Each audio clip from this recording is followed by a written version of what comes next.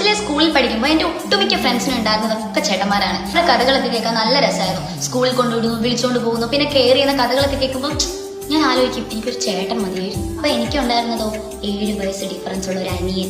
Us usual എല്ലാ ചേച്ചിമാരുടെയും പോലെ തന്നെ അത്രയും നാളത്തെ വീട്ടുകാരുടെ സ്നേഹവും കെയറിങ്ങും എല്ലാം തന്നെ ഈ ചെറുക്കനെ ഒറ്റയടിക്ക് എടുക്കുമ്പോൾ നമുക്കുണ്ടാവുന്ന ഒരു ഇല്ലേ, അങ്ങനെ തന്നെ ആയിരുന്നടോ എനിക്കും.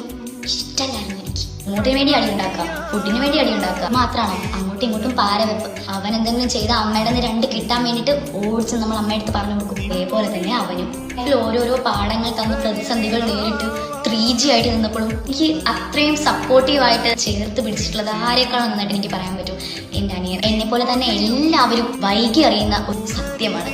അച്ഛനും വഴക്ക് പറയുമ്പോൾ അങ്ങോട്ടും ഇങ്ങോട്ടും സപ്പോർട്ട് ചെയ്യും. പറഞ്ഞാൽ നമ്മളെ മലത്തി ഇടിക്കും. പുറത്തുനിന്ന് ഒരാൾ നമ്മളെ കുറ്റം പറയുകയോ വേദനിപ്പിക്കുകയോ ചെയ്ത് ഞാൻ സഹിക്കില്ല. അവന്റെ കണ്ണ് നിറഞ്ഞ ഒരു സിറ്റുവേഷൻ വന്നാൽ നമുക്കൊന്നും സഹിക്കാൻ പറ്റില്ല. അത്രയ്ക്ക് ആത്മാർത്ഥതയോട് കൂടെയുള്ള ഒരു സ്നേഹവും കെയറിങ്ങും കരുതലും എല്ലാം ഒരു അനിയൻ്റെ നമുക്ക് കിട്ടുന്നുണ്ടെങ്കിൽ നമ്മൾ ഓരോരുത്തരും ഭാഗ്യവാന്മാരാണോ. വൺ മോർ തിങ്, ഈ വീഡിയോ കണ്ടു കഴിയുമ്പോഴുള്ള അവന്റെ എക്സ്പ്രഷൻ